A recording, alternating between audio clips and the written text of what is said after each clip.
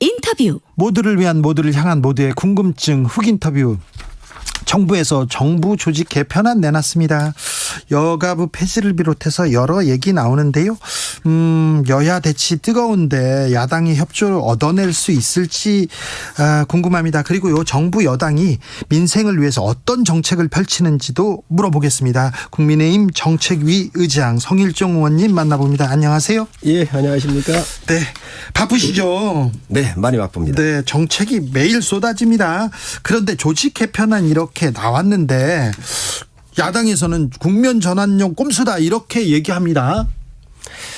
국면 전환용 꼼수는 아니고요. 네. 정부 조직 개편이라고 하는 것은 정부가 좀 더 효율적으로 네. 국민의 여러 삶을 챙기는 조직들을 새롭게 리셋하는 거잖아요. 네. 그렇기 때문에 이것을 뭐 국면 전환용 그런 건 아니고요. 네. 오히려 좀 늦은 감이 있죠. 왜냐하면 좀 늦었어요. 지방선거가 있었기 때문에 네. 준비할 시간이 없었습니다. 네. 그래서 약간 좀 늦었지요. 그래서 이 늦은 것을 뭐 국면 전환용으로 보는 것은 아마 야당에서도 알 텐데 그렇게 붙이신 거겠지요. 알겠습니다. 예. 핵심은 여가부 폐지인데 얼마 전에 해리스 미국 부통령도 성평등, 전 세계 여성의 권리 이런 얘기를 했는데 여가부 폐지한다 한국에서 그러면 선진국 한국은 거꾸로 가는 거 아니냐 걱정하는 시각도 좀 있어요.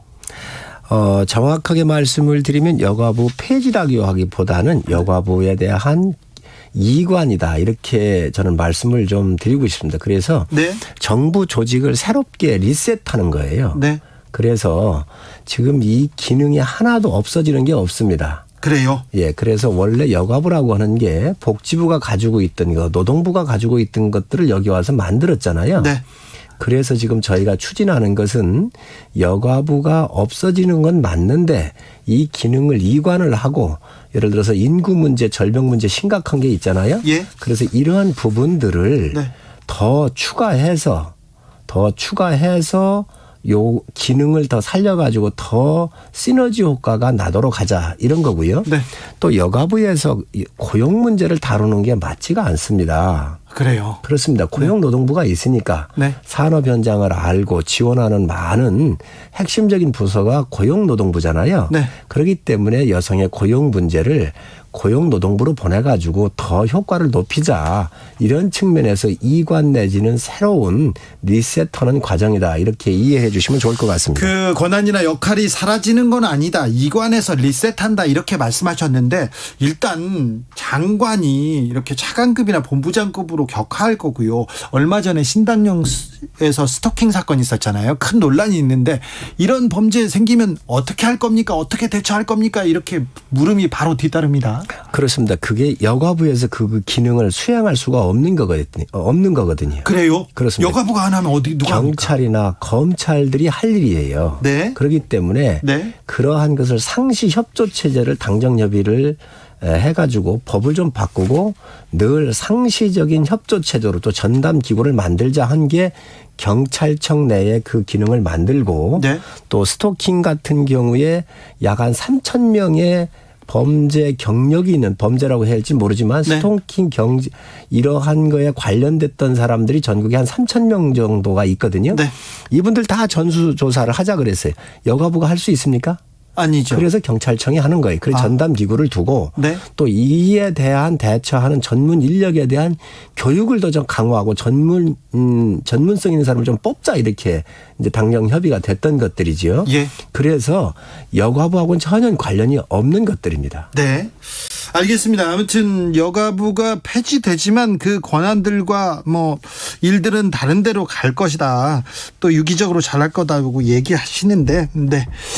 보겠습니다. 그런데요, 이것도 물어볼게요. 정책이. 심야 택시 잡기 요새 어렵답니다. 근데 택시비를 올리면 이게 택시 기사들이 돌아올까요? 택시가 많아질까요? 괜찮을까요?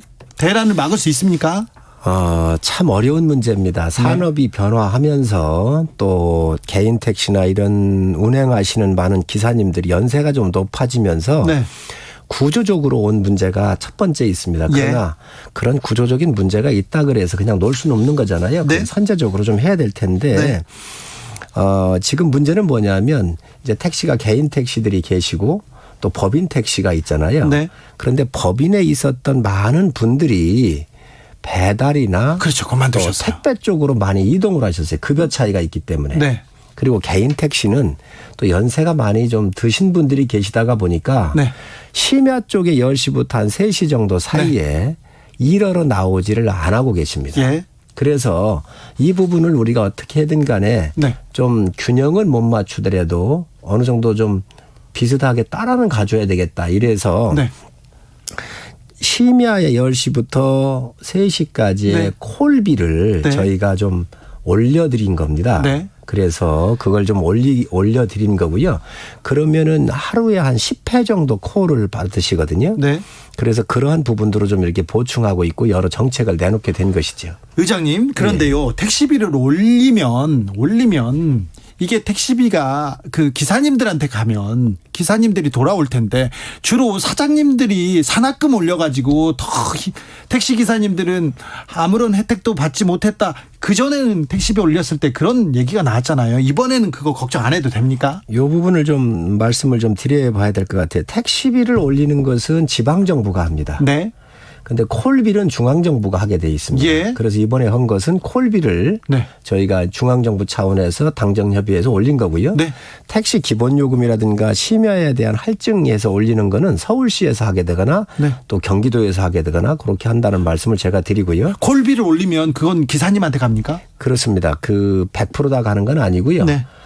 이것도 이제 시장의 기능이 있는데 네. 카카오 같은 큰 콜을 좀 많이 하는 데는 10%만 플랫폼 회사에다가 주고 예. 나머지는 다 기사님들한테 좀 가도록 하자. 이렇게 네. 지금 현재 개별 계약이 되어 있거든요. 네. 그런데 우선 이런 큰 회사하고는 정부하고는 협의가 돼서 얘기를 합니까? 예, 어느 정도 한 90% 정도는 우리 기사님한테 갈 수 있도록 그렇게 조정하고 있다는 말씀을 드립니다. 기사님들을 위해서 좀 챙기고 계시네요. 그렇습니다. 예, 실질적으로 늦은 시간에 네. 이렇게 일하시는 분들한테 혜택이 갈 수 있도록 플랫폼은 플랫폼의 기능만 하고 예. 또 그 수익이 어느 정도 나는 데는 고정소에 놓고 네. 실질적으로는 기사님들한테 가는 게 전 맞다고 생각을 그렇죠. 실질적으로 일하는 사람한테 혜택을 그렇습니다. 가야죠. 그렇습니다. 자, 예. 택시비를 그런데요. 너무 많이 올랐어요. 택시비. 그러니까 좀 이거는 좀 어떻게 좀 자제하게 좀 해주세요.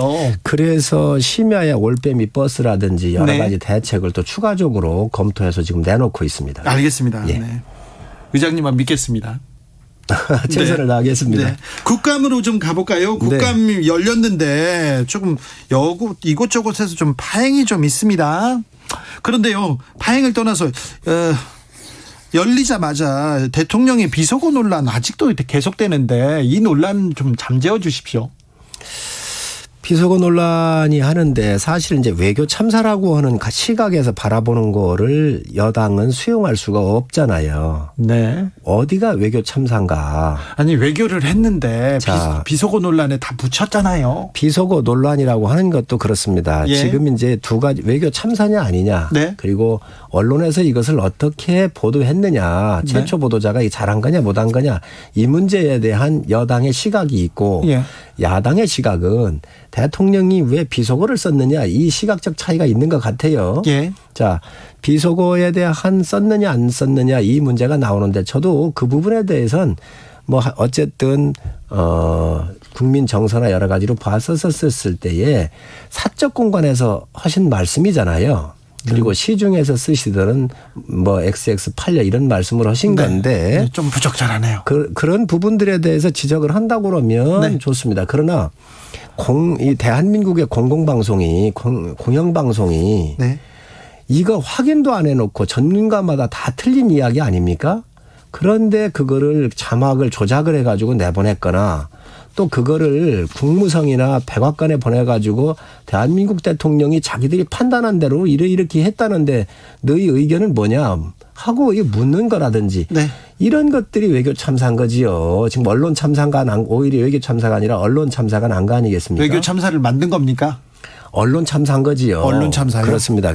실질적으로 뭐 전 정권 비판할 생각은 없지만 5년 내내 외교 참사 만들어 놨던 거 아닌가요? 한일 관계 다 망쳐놨고 한미 관계 비거거렸고 그리고 중국한테 친중국 정책으로 돌아갔지만 혼밥을 8끼나 먹고 오고 우리 언론인이 가서 얻어맞고 왔던 것 자체가 그런 것들이 외교 참사인 겁니다. 그래서 이런 부분들에 대해서 국정을 운영했었던 야당이기 때문에 서로들 이해할 수 있는 부분들인데 그저 뭐 하나 꼬투리 하나 잡아가지고 침소봉대하는 것은 전 바람직하지 않고요. 물론 여당도 책임이 있습니다. 정부 여당도 책임이 일정 부분이 없다고 안 하겠지만 그런 부분들이 너무 과하다는 거죠. 알겠습니다. 사적 공간은 아니었는데. 아니죠. 다 공식적으로 끝나고 나가시다가 이제 말씀 나눈 거잖아요. 그리고 그게 언론에 찍혔지만 그게 정말로 분석하기가 어려운 면들이 있습니다. 알겠습니다. 네. 그런데요, 이 문제가 이게 봉합이 안 되고 계속 왜 박진 외교부 장관은 뭐 해임 건의안이 통과됐어요. 그리고는 어제 외통위에서는 계속 이 박진 장관 퇴장 문제로 시끄러웠고요. 이 문제는 또 어떻게 풀어야 됩니까? 저는 해임 건의안 한 것은 야당이 과했다고 생각을 합니다. 과하다. 그렇습니다. 박진 장관이 뭘 잘못했지요? 그 대통령을 잘 못 모셨다. 이번에 외교 순방을 갔다 왔을 때 여러 가지 미숙한 점이 보였다. 이렇게 생각하는 것 같습니다. 뭐가 미숙하다는 거지요? 그렇게 잘한 건 없잖아요. 아니 우리가 이걸 봐야 돼요. 네. 한일 관계에서도 네. 정말 3년여 만에 처음으로 정상 간의 만남이잖아요. 만났죠. 우리 태극기가 안 꽂았다고 그러는데 그럼 일본 태극기는 꽂아졌습니까? 일장기도 없었죠. 오고 가는 거예요. 먼저 왔었고 우리가 먼저 갔었고 그다음에 일본 수상이 왔고 이번에 우리가 갈 차례 간 거예요.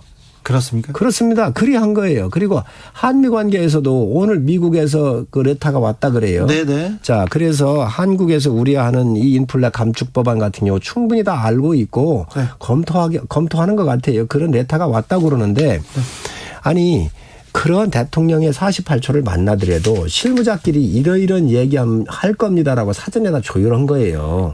그리고 짧지만 그 이야기를 전달한 거거든요. 네.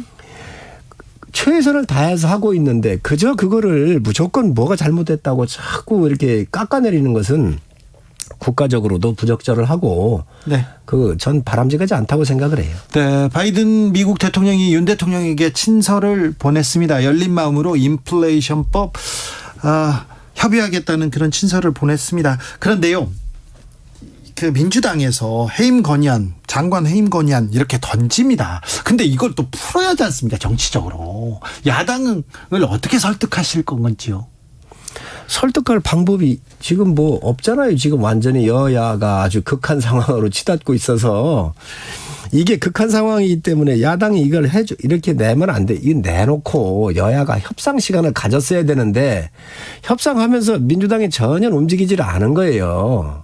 그렇기 때문에 이 사태가 왔는데 어차피 이 파스가 지나갔고요. 대통령께서 받아들이지 않았기 때문에 이거는 일단락이 됐다고 보여집니다. 일단락이 된 겁니까? 저는 그렇게 보고 있습니다. 네. 감사원에서 문재인 전 대통령한테 서면 조사 통보했다가 민주당과 그 문재인 대통령 측에서 발끈했습니다. 이 문제는 어떻게 보시는지요? 성역이 없다라고 말씀하신 것은 문재인 대통령이십니다. 네. 그리고 대한민국 공직자가 공직 수행 중에 북한에 가가지고 총살당하고 시신이 불태워진 거 아닌가요? 네. 그에 관련된 22일 날 15시 30분경에 북한에 우리 공무원이 넘어갔다고 하는 걸 확인이 됐고요. 그로부터 NSC가 열린 것은 새벽 1시입니다. 네. 그런 과정에 있어서 이게 국가가 어떻게 움직여 갔는지 대통령은 누구로부터 보고를 받았고 보고받고 나서 어떤 조치를 했으며 그리고 대한민국 국민을 데려오기 위한 어떤 조치를 했는지에 대해서 지금 현재 감사원이 조사를 하면서 답해달라고 하는 것은 당연히 있을 수 있는 이야기입니다. 그거를 지금 거부한다는 건 전 있을 수 없는 일이라고 생각하고요. 문 대통령께서는 이제 일반 국민으로 돌아가신 거잖아요. 재임 시절에 어떤 일을 했는지 어떤 노력을 했는지에 대해서 묻는 거거든요. 국민들이. 네. 그거에 대해서 왜 대답을 안 하십니까? 그런데 이거에 대해서 아주 무례한 짓이라고 대단히 무례한 짓이라고 그랬는데 이 대단히 무례한 짓이라고 말씀하신 것은 국민에 대해서 정말 대단히 무례한 짓을 하시는 거 아닌가. 그리고 이것은 봉건 시대의 사고입니다. 지금 있을 수 없는 말씀을 하셨다고 생각을 해요. 그런데 이거 이거 대통령한테 물을 일이 아닌데 이런 감사원의 논리라면 그러면 감사원이 감사하는 30여 개 다 지금 문재인 대통령한테 물어볼 거냐 이렇게 민주당에서는 다 얘기합니다. 그러면 4대강은 왜 이명박 대통령한테 물었지요? 그게 국민의 생명하고 관련이 있는 건가요? 재해 예방이나 네. 기후 변화 시대에 물그릇을 크게 하기 위해서 네. 그리고 수자원 관리를 위해서 한 정책적 사이드인데 네. 그런 건 왜 물었죠? 아니 근데 이거는 네. 대통령은 취임 선서할 때 네. 국가를 보위하고 네. 이 국민의 자유와 복리 증진을 위해서 한다고 그러고 이게 선서를 합니다. 예. 이 헌법 정신에 맞는 거 이게 위배되는 거예요. 국민을 한 사람 한 사람을 지켜야 되는 것은. 아무튼 그 4대강은 이명박 전 대통령이 소신이었고 계속 추진했고 그것도 물었어요. 예. 그것도 물었고 박근혜 대통령한테도 물었고 다 물었습니다. 전 정부들이. 그런데 감사원이요. 그 문재인 정부 시절에 임명한 사람들 기관장이 남아있는 거기만 감사를 하고 있어서 약간 국민들과 또 야당에서는 이거 너무 좀 편파적인 거 아니냐 이렇게 좀 의심합니다. 지금 감사원장 문 대통령이 임명하신 분입니다. 그리고 감사원은 과거 거를 되돌아보는 거잖아요. 네. 그래서 그런 와중에 투서가 들어오고 하기 때문에 네. 그런 부분에 대해서 들여다보는 것까지 정치적인 보복으로 감사원이 마치 정치보복 기관으로 이렇게 낙인 찍는 것은 굉장히 바람직하지 않습니다. 네. 근데 감사원 사무총장하고 지금 대통령실 이관섭 국정기획수석하고 문자하는 게 또 오늘 공개됐어요. 그 부분은 어떻게? 저도 아까 잠깐 뉴스를 보고 봤거든요. 네. 그래서 그 부분들은 아마 저도 한번 알아보겠습니다. 네.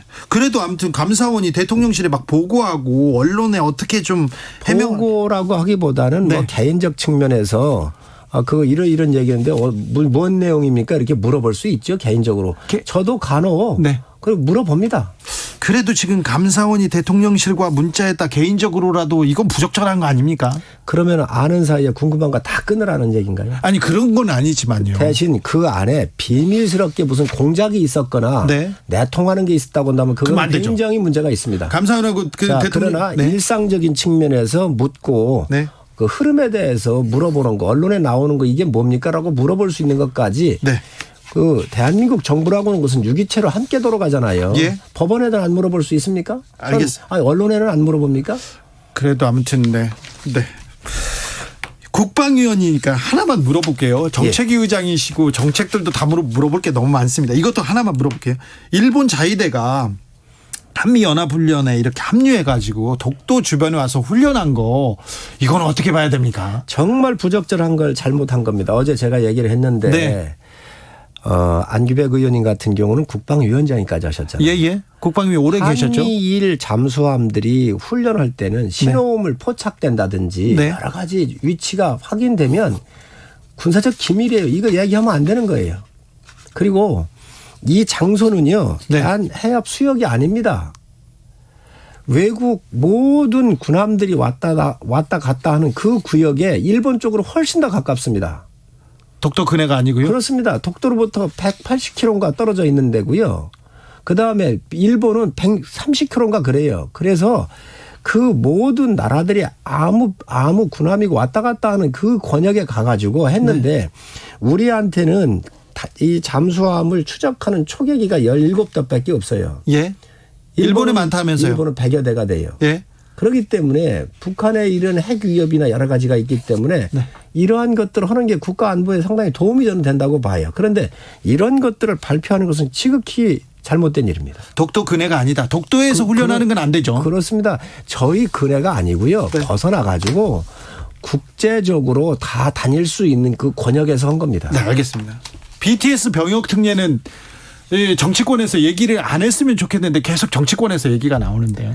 지금 왜 이 말씀을 드리냐면 지금 42개의 대체 복무 제도가 있거든요. 예. 예를 든다고 한다면 동아 콩쿠르 무용 신인에서도 대회에서도 우승을 하면 병역 특례가 줍니다. 그렇습니다. 싱가포르 칠레 같은 데 가서 우승해도 삿포로 가서 우승을 해도 주고 그렇습니다. 국내에도 이런 게 5개나 있어요.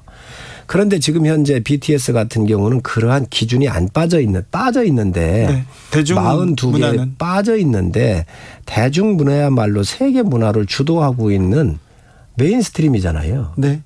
그렇기 때문에 이 옛날 기준 자체가 잘못돼 있다. 네. 그래서 그 옛날에 만들어놨던 기준이 불공정하기 때문에 기준을 다시 만들자. 그거를 새롭게 해서 네. BTS를 위한 게 아니라 제2의 제3의 이러한 문화인들이 나올 수 있도록 조정을 하자고 하는 게 지금 국회에서 얘기하고 있는 겁니다. 알겠습니다. 마지막으로 하나만 물어볼게요. 고등학생이 윤석열차 관련된 풍자 만화 그렸는데 문체부에서 공개적으로 경고했습니다. 이거 고등학생이 풍자 만화 그린 건데요. 풍자는 전 누구나 다 할 수 있다고 보여지고요. 네. 지금 고등학생을 저희가 얘기하는 게 아닙니다. 예. 어느 누구든 뭐 그런 걸 다 할 수 있는 거 아니겠습니까? 네. 그러나 이거를 운영하고 있는 그 기관이 네. 정치적인 목적이나 또 이 기금에 대해서 사용하는 기관의 이름에 대해서 사용하는 거에 대한 그 규칙을 지켰느냐 안 지켰느냐 네. 이것들을 문제 삼는 것이지 뭐 고등학생의 그런 창작 활동에 대해서 얘기하는 건 아닙니다. 알겠습니다. 잘 들었습니다. 네네. 네, 여기까지 듣겠습니다. 국민의힘 성일종 정책위 의장이었습니다. 감사합니다. 네, 감사합니다.